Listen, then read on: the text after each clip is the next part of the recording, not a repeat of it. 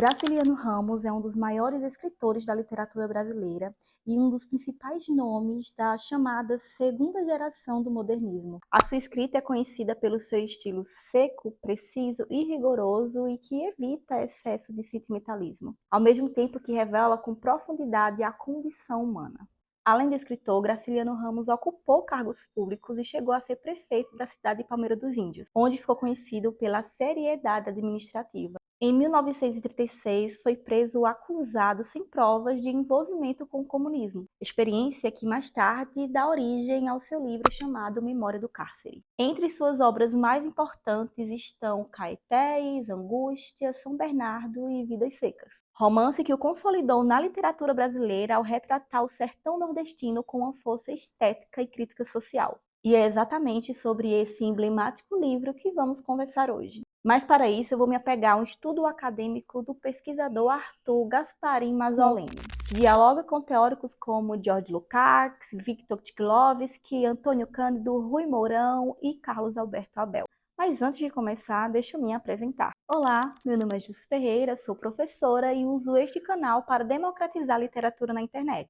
Então, pega o seu café e vem bater esse papo comigo. Vidas Secas de Graciliano Ramos é uma das obras mais complexas da literatura brasileira. Constrói um universo estético e psicológico de extrema sofisticação. Publicado na década de 1930, o romance se insere no chamado regionalismo nordestino, mas ultrapassa muito os limites de uma literatura de denúncia ou meramente uma descrição do sertão. Como observa Antônio Cândido, trata-se de uma obra que transcende o realismo descritivo e alcança uma dimensão universal ao explorar por meio do discurso indireto livre a interiorização de personagens quase destitutivos de linguagem. Graciliano Ramos não escreve só sobre as secas, sobre a miséria, sobre o sertão. Ele escreve sobre as condições humanas em seu estado limite. Um dos elementos principais para entender essa complexidade é o narrador de Vidas Secas. Embora o narrador seja em terceira pessoa, esse mesmo narrador está distante de ser imparcial ou neutro. Pelo contrário, ele se aproxima intensamente com relação aos pensamentos dessas personagens, sobretudo de Fabiano, de Sinhá Vitória, dos filhos e também da cachorra-baleia. Para compreender esses procedimentos, é produtivo recorrer às reflexões de George Lukács sobre a forma de narrar. Em seus ensaios, Lukács distingue duas posturas narrativas fundamentais: a narração, que se dá do ponto de vista de quem participa da ação, e a descrição típica de um narrador, espectador, externo aos acontecimentos. Em Zola, por exemplo, a cena é descrita de fora. Em Tolstói, ela é narrada por dentro, a partir da experiência vivida. Mas Graciliano Ramos cria algo singular. Ele mantém a terceira pessoa, mas faz com que o narrador se infiltre nos pensamentos das personagens. É o que Carlos Alberto dos Santos Abel chama, dialogando com Norma Friedman, de consciência seletiva múltipla. Ora pensa como Fabiano, ora é curioso como os meninos, ou até mesmo interpreta os sentimentos de baleia. Assim, mesmo personagens que não dominam a linguagem verbal ganham uma densidade psicológica rara na literatura. Essa estratégia é essencial para a construção de Fabiano, que é a figura central do romance. Fabiano é um vaqueiro rude, analfabeto, sem posse, que vive de favor na terra alheia. Sua relação com o mundo é marcada pela submissão, pelo silêncio e pela dificuldade de expressão. Em diversos momentos, ele não se percebe como um homem, mas como um bicho. A famosa passagem que Fabiano afirma para si mesmo que é um bicho sintetiza essa autopercepção degradada. A animalização da personagem não é só sobre uma metáfora linguística, mas uma crítica profunda às questões sociais que desumanizam o sujeito. Nesse ponto, o diálogo entre Marx e Lukács fica evidente.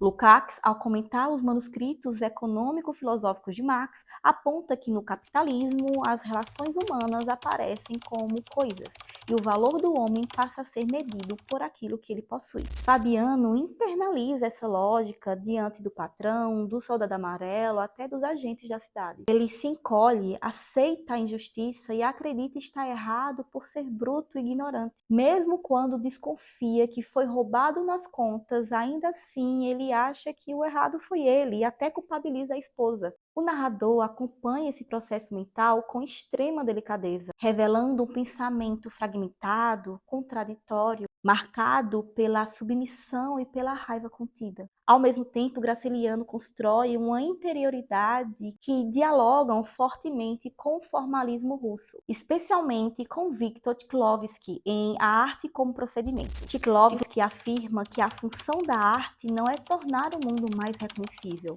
mas mais estranham, prolongando a percepção do leitor. Um dos mecanismos centrais desse processo é a singularização, isto é, a apresentação dos objetos e das experiências como se fossem vistos pela primeira vez. Em Vidas Secas, esse procedimento aparece recorrentemente. A paisagem do sertão não é descrita como algo ornamental ou pitoresco. Ela surge como uma relação direta com o estado mental das personagens. A caatinga seca, as pedras, os urubus no céu não são apenas ou meramente características do cenário, mas projeções do esgotamento físico e mental da família de Fabiano. Esse mesmo procedimento aparece de forma exemplar no capítulo do menino mais velho, quando ele tenta entender o significado da palavra inferno. Incapaz de recorrer a explicações abstratas ou religiosas, ele começa a procurar essas respostas em seu próprio mundo. O curral, o chiqueiro, a caatinga, as pedras. O inferno, para ele, só pode ser pensado a partir da experiência sensível. Trata-se de uma singularização radical da linguagem, que revela tanto a pobreza vocabular quanto a riqueza imaginativa da personagem. Graciliano, assim, constrói a subjetividade do menino.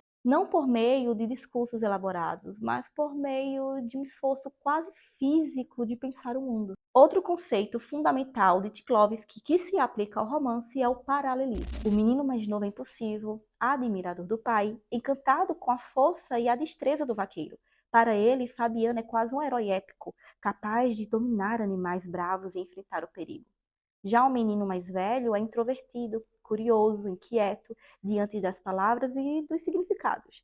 Enquanto um deseja agir, o outro deseja compreender. Essa relação, ela não é casual. Ela nos revela duas formas de resistência à miséria e da brutalidade do meio. A construção paralela também se estende à relação dos meninos com a cachorra-baleia. O mais novo tenta chamar sua atenção, inventar brincadeiras, mas frustra-se com a indiferença do animal. O mais velho, por sua vez, encontra em Baleia uma companheira silenciosa, alguém que o acompanha em seu momento de solidão e angústia. Baleia é uma das personagens mais emblemáticas do romance, justamente porque ela caracteriza uma inversão simbólica. Enquanto Fabiano é progressivamente animalizado, Baleia, por outro lado, é humanizada. O narrador atribui à cachorra sensibilidade, sonho, desejo. No capítulo que leva seu nome, Baleia imagina um mundo de preais e um céu que é uma extensão da sua experiência terrena. Graciliano Ramos concede aqui ao animal algo que muitas vezes nega aos humanos, que é essa possibilidade de sonhar. Sim, a Vitória, por sua vez, é construída como essa imagem de uma resistência silenciosa. Inteligente e prática, ela compreende melhor que Fabiana as injustiças que são submetidos. Sabe fazer contas, percebe também quando o patrão os engana. Ao mesmo tempo, seus pensamentos voltam excessivamente a esse sonho, a esse desejo de ter uma cama de couro. Esse desejo, que aparentemente é algo simples, ele trabalha como uma válvula de escape para a precariedade da vida. Ou seja, a estrutura descontinuada do romance se reflete também aos sentimentos e pensamentos de Sinhá Vitória. Seus pensamentos avançam, recuam e se misturam a esses sonhos, a esses desejos e, ao mesmo tempo, a essa precariedade em que vive. A cachorra-baleia, Sinhá Vitória, Fabiano e os meninos não são personagens isolados.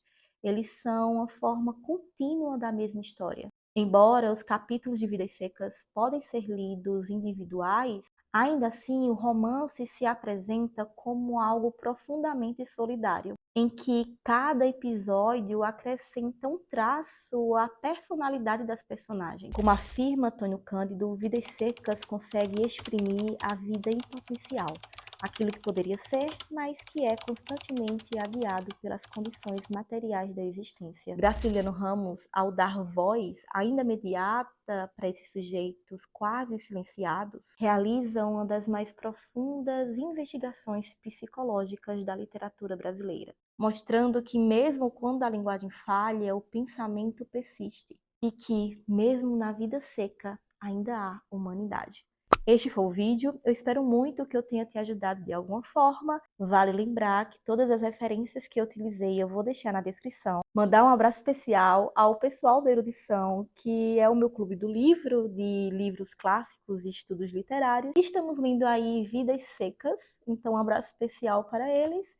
Se você gostou desse vídeo, não esquece de clicar em gostei. Se você chegou até aqui e não é inscrito, por favor, se inscreve e comenta o que você achou. Dialoga comigo sobre esse vídeo e me acompanha nas redes sociais, eu vou deixar aqui na tela. Um beijo, tchau, tchau!